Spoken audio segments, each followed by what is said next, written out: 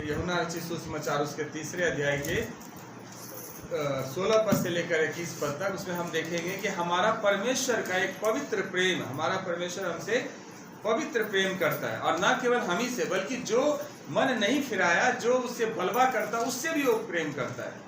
और उस प्रेम को हम देखेंगे कि यीशु मसीह परमेश्वर का वो प्रेम है जो मनुष्यों के पापों को क्षमा करने के लिए संसार में आया। यीशु परमेश्वर का वो प्रेम है जो संसार में इसलिए आया कि वो लोगों पर दंड की आज्ञा ना दे बल्कि उसे अनंत जीवन दे। और इसमें यूहन्ना 3:16 जो है, सबको, अगर वो विश्वासी है तो सबको याद रहता है, टिप्स पर रटा हुआ है कि परमेश्वर ने जगत से ऐसा प्रेम किया कि उसने अपना एकलौता पुत्र दे दिया ताकि जो कोई इस पर विश्वास करे वो नाश न हो वरन अनंत जीवन को प्राप्त करे। ये जो एक वर्ष है ये इसलिए इतना महत्वपूर्ण है कि पूरे बाइबल का सारांश एक पद में लिया गया है और वो पद ये है। और उस पूरे पद का भी सारांश जो है वो है प्रेम। प्रेम के वजह से ही परमेश्वर अपने इकलौते पुत्र को इस जगत में भेजा। प्रेम के वजह से ही परमेश्वर ने अपने इकलौते पुत्र को क्रूस पर दिया। प्रेम के वजह से ही परमेश्वर ने एक रास्ता खोला कि तुमने बहुत मेहनत कर ली, बहुत तुमने धर्म के काम कर लिए, बहुत तुमने सब कुछ कर लिया, अब सिर्फ विश्वास मात्र से ही तुम उद्धार को प्राप्त करोगे।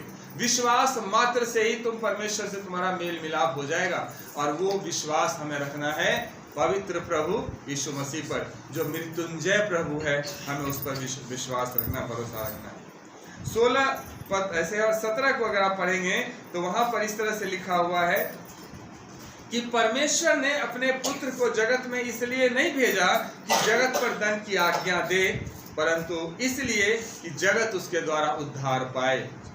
परमेश्वर ने अपने पुत्र को इस जगत में इसलिए नहीं भेजा कि जगत पर दंड की आज्ञा दे। सो परमेश्वर हमसे प्रेम रखता है और परमेश्वर का पुत्र हमें दंड देने के लिए नहीं आया है, बल्कि हमारे पापों को क्षमा करके हमें गले से लगाने के लिए आया है।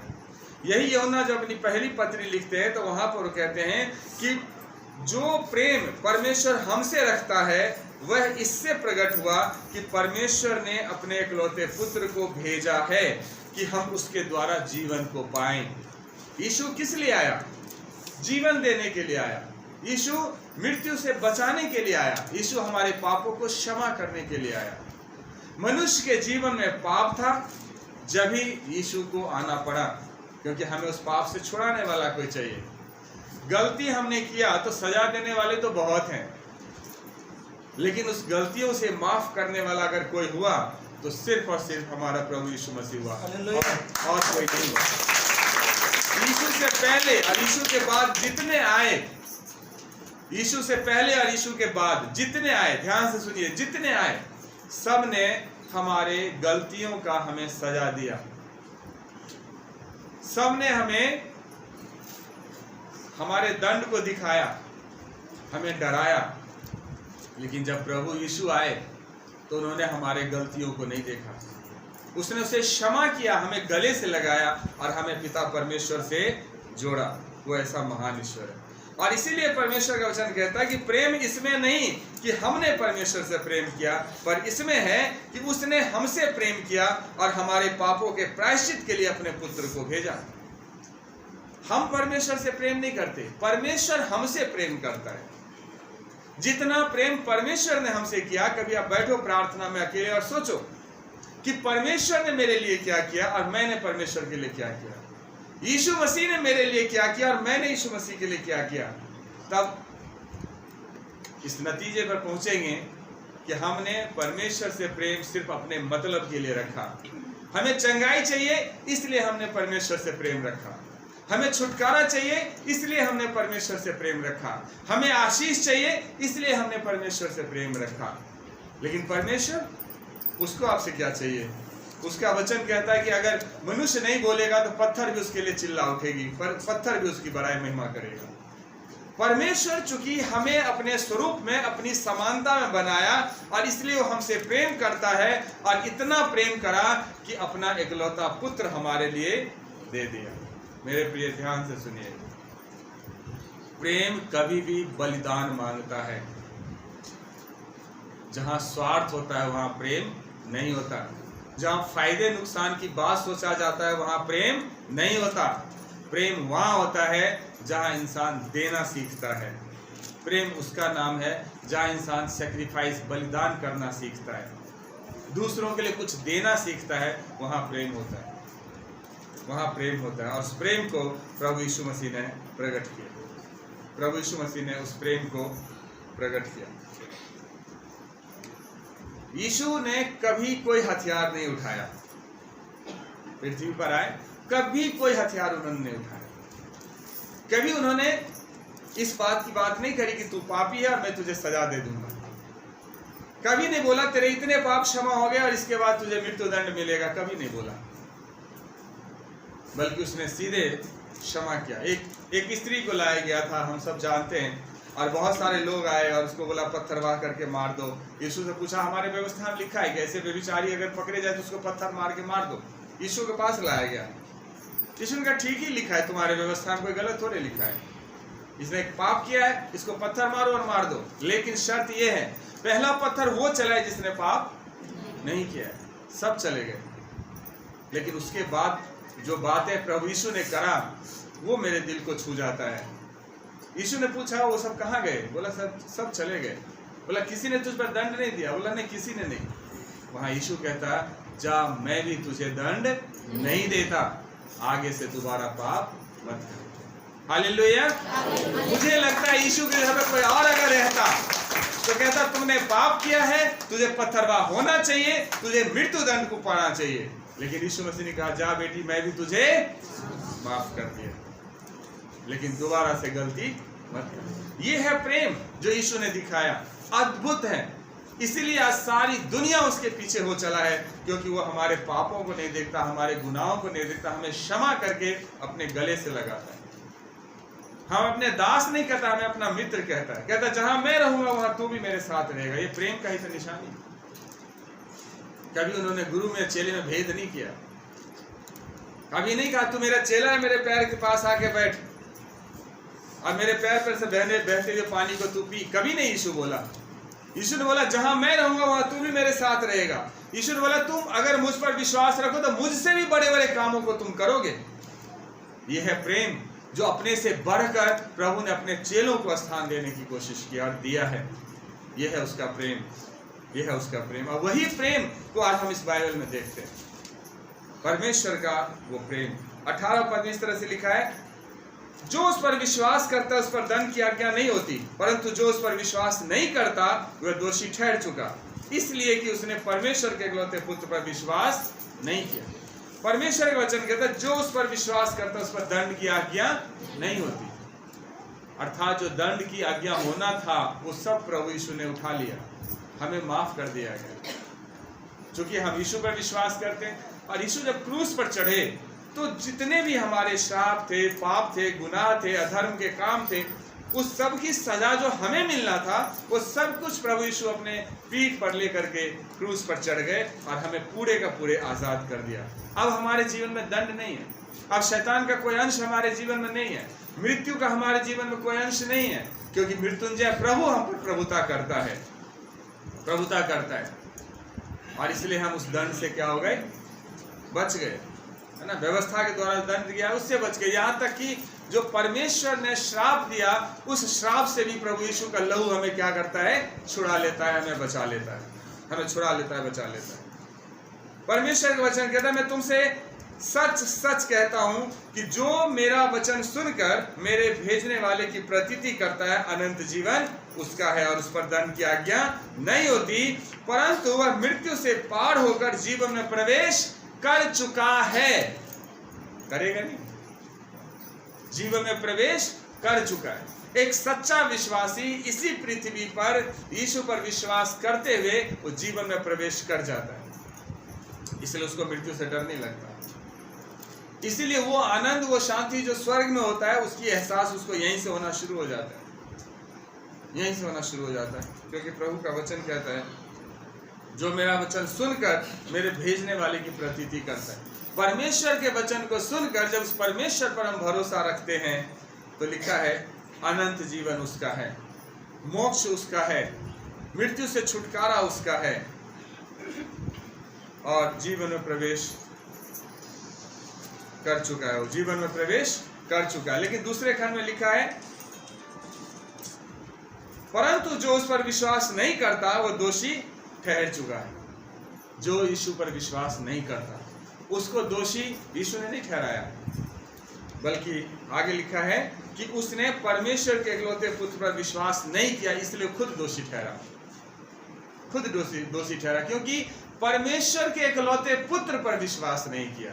अगर परमेश्वर समस्त मानव जाति का है, ध्यान से सुनिए मेरी बात, अगर परमेश्वर समस्त मानव जाति का है तो परमेश्वर का इकलौता पुत्र भी समस्त मानव जाति का है।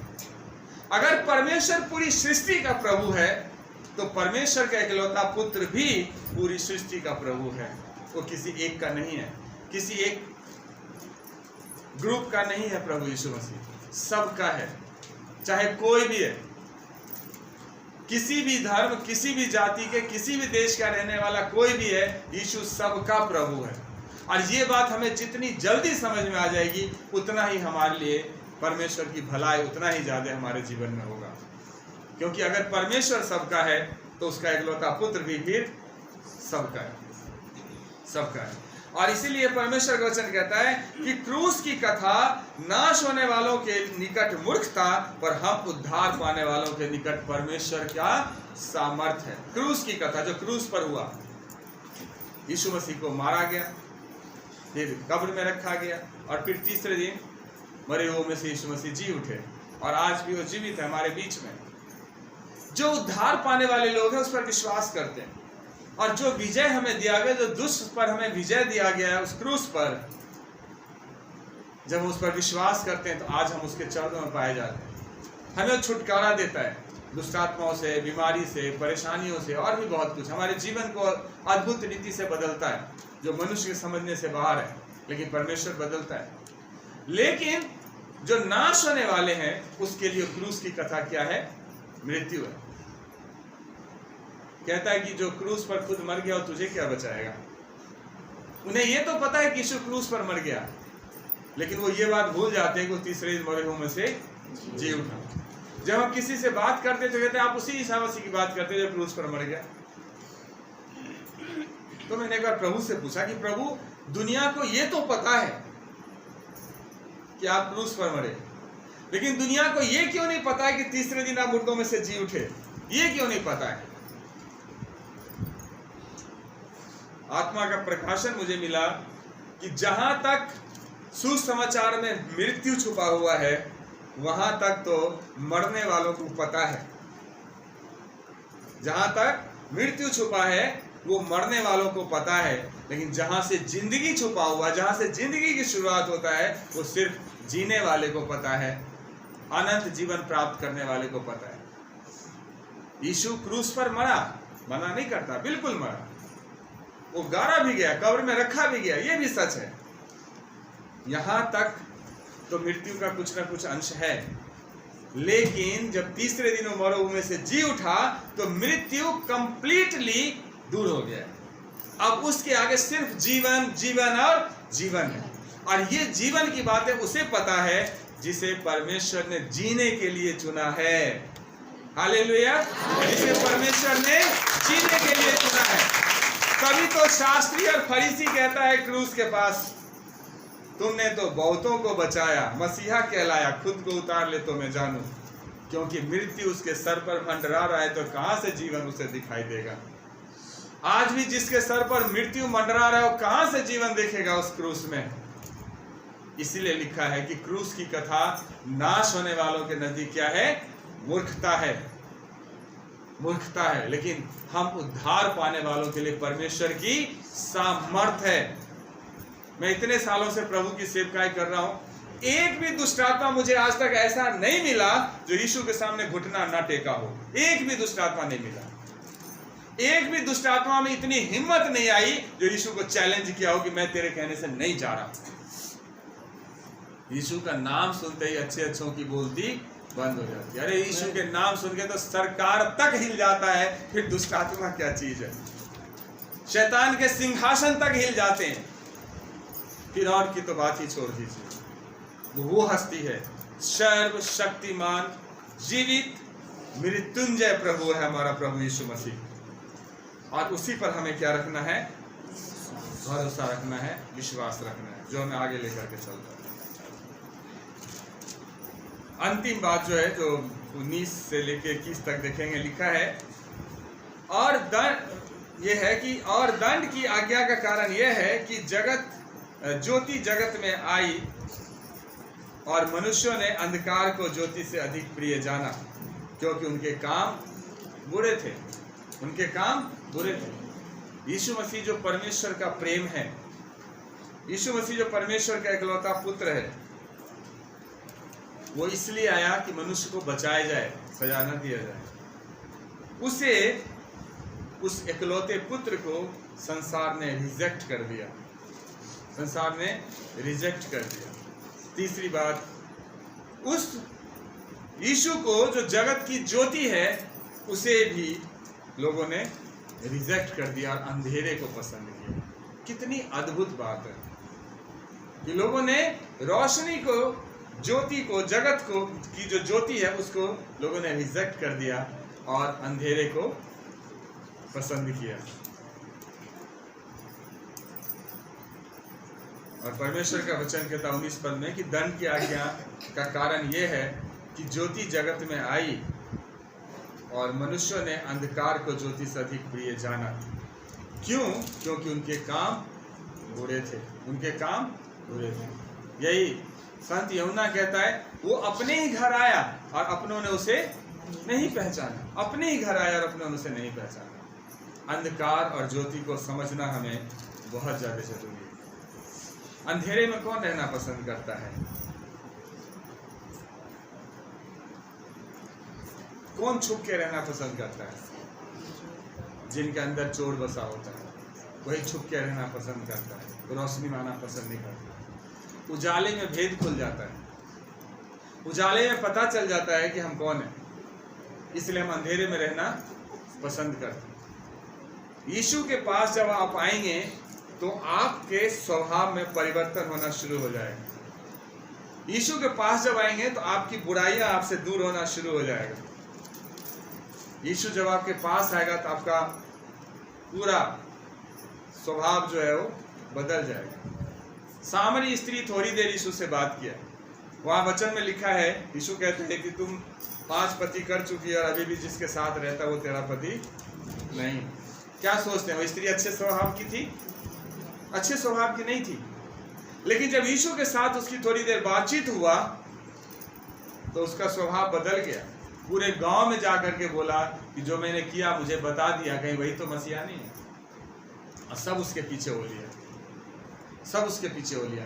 जिसको अपने दरवाजे पर कोई खड़ा देखना पसंद नहीं करता, जब यीशु उसके जीवन में आया तो वो सबका लीडर बन गया, सबको प्रभु के बारे में बताने वाली बन गई और पूरे गांव के लोगों को बचाने वाली बन गई। प्रेम से बोली यीशु महाराज की जय। ऐसे इंसान को भी यीशु बदल के रख देता है। हम पौलुस के बारे में जानते हैं, कैसा बंदा था, लेकिन यीशु से एनकाउंटर हुआ, उसका स्वभाव बदल गया। जब मदर टेरेसा की सेवकाई थी यहाँ पे, अभी भी है, तो जब वो जाते थे कोरिया पुल पे, तो जिस सबको कोढ़ था उसको पकड़ के अपने आश्रम पर ले जाने के लिए ताकि उनकी सफाई करे, उनका इलाज करे, तो कोढ़िया सब भाग जाते थे कि माँ आ गई, माँ आएगी, पकड़ के ले जाएगी। क्यों? कि उन्होंने उस जीवन को अपना लिया था, उस जीवन में रहना पसंद किया। लेकिन जब वहाँ से निकाला गया तो और उसका जीवन बदला, तब उसे लगा कि मेरा वो जीवन खराब था। इंसान को आदत हो गया है अंधेरे में रहने की, इंसान को आदत हो गया बुराई करने की, और इसलिए इंसान सोचता है कि जिंदगी ऐसे होता है। इंसान को आदत हो गया दुख में रहने की, तकलीफ में रहने की, डर कर रहने की, इसलिए वो उसकी हैबिट बन गया है। लेकिन जब ज्योति आता है जीवन में तो उस सारी चीज़ों को छोड़ना पड़ता है, वो सारी बुराइयों को दूर करना पड़ता है, और इसीलिए ज्योति से लोग भागने की कोशिश करते हैं। जो रोमियो में पौलुस ने क्लियर शब्दों में लिखा है इस कारण कि परमेश्वर को जानने पर भी उन्होंने परमेश्वर के योग्य बड़ाई और धन्यवाद न किया, परंतु व्यर्थ विचार करने लगे, यहाँ तक कि उनका निर्बुद्धि मन अंधेरा हो गया। परमेश्वर को जानने पर भी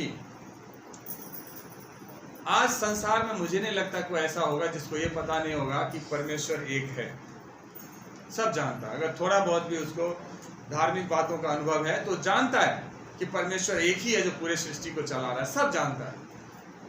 लेकिन जब मानने की बात आ जाती है तो परमेश्वर खो जाता है, फिर अपने मर्जी से जो मर्जी वो करो। कहाँ गया परमेश्वर? वही परमेश्वर का वचन कहता है यहाँ पर कि परमेश्वर को जानने पर भी उन्होंने परमेश्वर के योग्य बड़ाई और धन्यवाद नहीं किया, परंतु व्यर्थ विचार करने लगे, बिना मतलब की बातें करने लगे, यहाँ तक कि उनका निर्बुद्धि मन अंधेरा हो गया। मेरे प्रिय, अंधेरे में कलर का समझ नहीं आता, कौन नीला है, कौन पीला है, कौन उजला है, कौन सफेद है, समझ नहीं आता। अंधेरे कमरे में अगर आप कोई सामान ढूंढने जाएंगे ना, तो जो ढूंढने जाएंगे वो आपको मिलेगा नहीं। और यही होता था गड़बड़। तभी तो लोग कहते हैं सबका मालिक एक, और एक कौन है वही नहीं मिलता। सब कहते तुम इस रास्ते चलो, तुम इस रास्ते चलो, तुम इस रास्ते चलो, वहीं पहुंचना। लेकिन भूल जाते कि वो रास्ता वहां नहीं पहुंचता जहां परमेश्वर अनंत जीवन देता है। ऐसी बहुत सारी बातें। लेकिन 20 पद को पढ़ेंगे, लिखा है क्योंकि जो कोई बुराई करता है वह ज्योति से बैर रखता है और ज्योति के निकट नहीं आता, ऐसा न हो कि उसके काम पर दोष लगाए जाएं।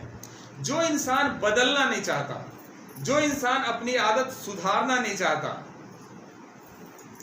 वो इंसान ज्योति में आना पसंद नहीं करता। अगर किसी को शराब का लत लगा हुआ है, 24 घंटे शराब में डूबा रहता है, और आप उसको बार बार कहते भैया शराब छोड़ दो, भैया शराब छोड़ दो, 2 बार 3 बार, चौथे बार अगर आप जाओ ढूंढने ना, आपको देखते ही भाग जाएगा, आपके हाथ नहीं लगेगा, कहीं भी गिरा रहेगा नाली में, कहीं भी, लेकिन आपको देखते, आपका शक्ल देखते उठ के वो 9-11 हो जाता है। कारण आप उसको कहोगे शराब छोड़ दो, जबकि जानता है कि शराब जिंदगी को बर्बाद कर देता है, लेकिन तब भी वो दूर भागता है, क्योंकि वो अंधेरा को पसंद कर चुका है, उसमें आदत हो गया है उसको, लेकिन वो जिंदगी सही जिंदगी नहीं है। उसी तरह इंसान दुख में, तकलीफ में, बीमारी में, परेशानी में रहते रहते उनकी एक आदत बन जाती है, और उस आदत में रहते रहते फिर वो क्या सोचते हैं, यही ठीक है, और ज्योति माना के लिए तैयार नहीं होते। लेकिन मेरे प्रिय, जिन्होंने मन फिरा लिया, जिन्होंने उस अंधेरे से निकलकर ज्योति के तरफ बढ़ा, उसका जीवन बदल जाता है, उसका जीवन बदल जाता है। और इसीलिए वही रोमियो में पौलुस कहते हैं कि अविनाशी परमेश्वर की महिमा को नाशवान मनुष्य, पक्षियों, चौपायों और रेंगने वाले जंतुओं की मूरत की समानता में बदल डाला। इस कारण परमेश्वर ने उन्हें उनकी मन की अभिलाषा के अनुसार अशुद्धता के लिए छोड़ दिया कि वे आपस में अपने शरीर का निरादर करें। हालेलुया। वचन कहता है कि अविनाशी परमेश्वर की महिमा को, जो परमेश्वर अविनाशी है, जो नाश नहीं हो सकता, उसको हमने नाशवान वस्तुओं के जैसा बना दिया। क्या परमेश्वर जानवर है? क्या परमेश्वर पेड़ पौधा है? क्या परमेश्वर पत्थर है?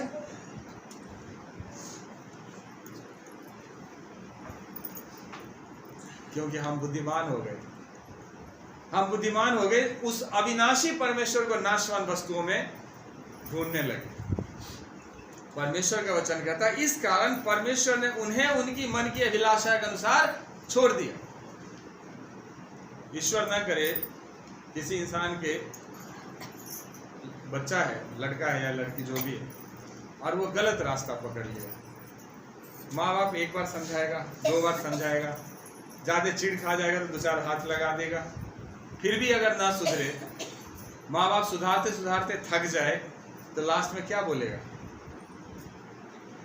जा भाई, जो मर्जी तू करना है तू कर, मेरे तरफ से तू आजाद है, जा, यही बोलेगा ना।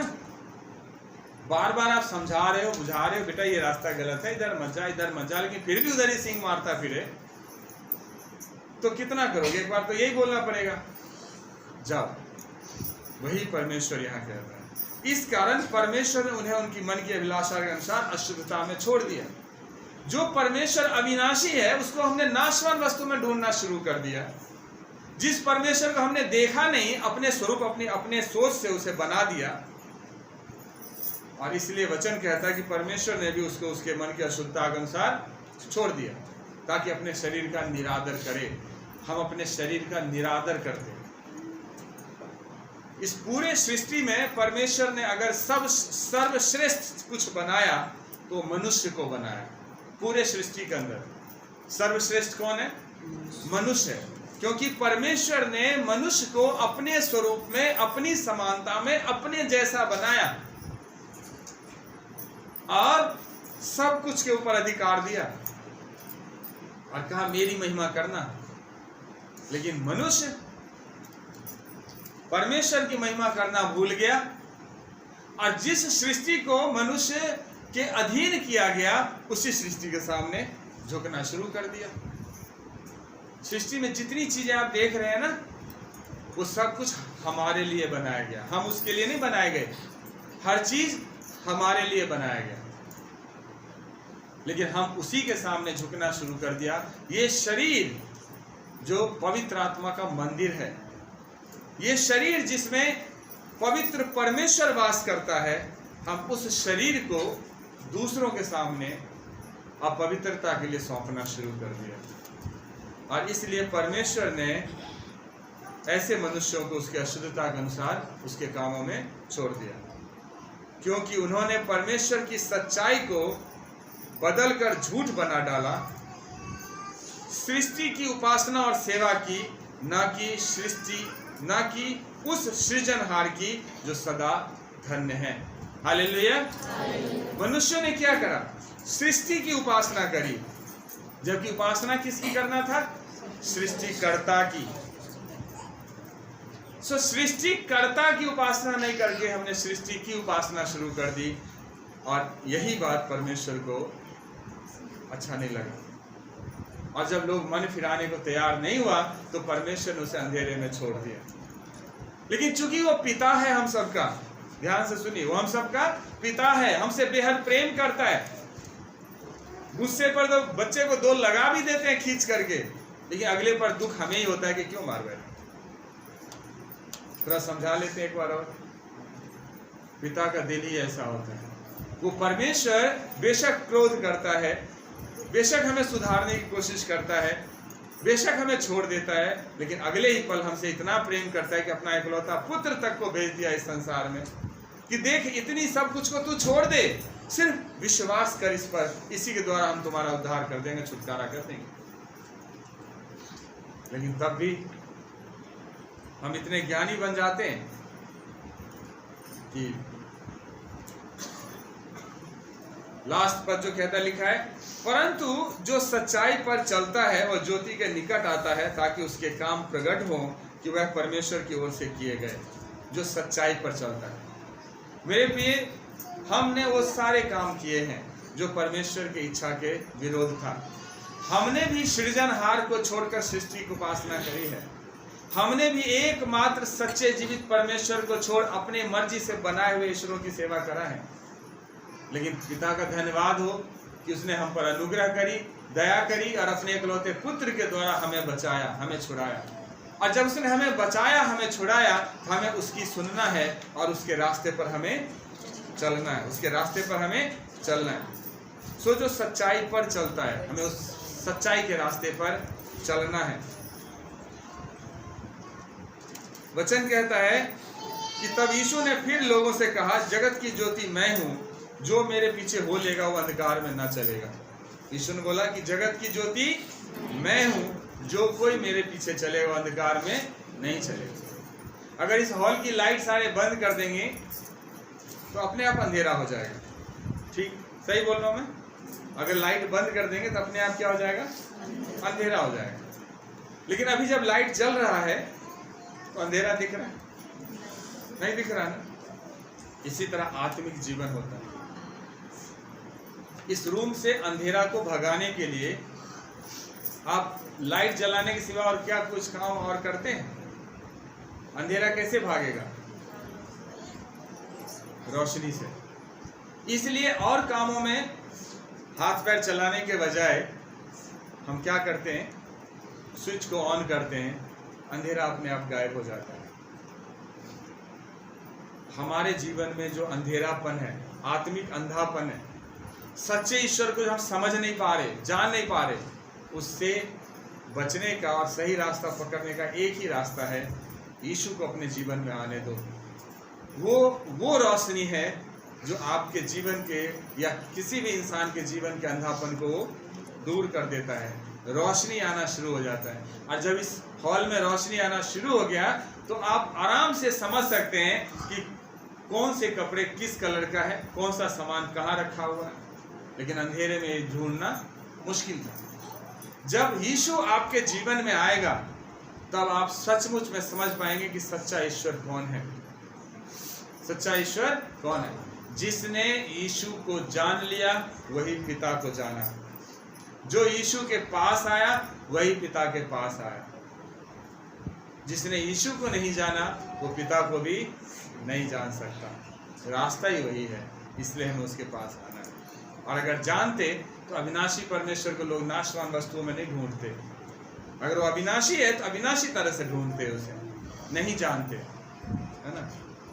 इसलिए यहाँ कहता है कि जो मेरे पीछे बोलेगा वो अंधकार में न चलेगा वरन जीवन की ज्योति पाएगा। हमें यीशु के पीछे चलना है। यीशु के पीछे चलने का मतलब उसके वचन के अनुसार हमें जीवन को जीना। अगर वो कहता है प्रेम रखो तो हमें सबसे प्रेम रखना है। अगर उसका वचन कहता है कि क्षमा करो तो हमें क्षमा करना है। अगर उसका वचन कहता है कि तुम उस अविनाशी परमेश्वर की आराधना करो तो हमें उस अविनाशी परमेश्वर की आराधना करना है। और इस तरह से जब हम परमेश्वर के पीछे चलते हैं तो परमेश्वर हमारे जीवन को आशीषित करता है, हमारे जीवन को हर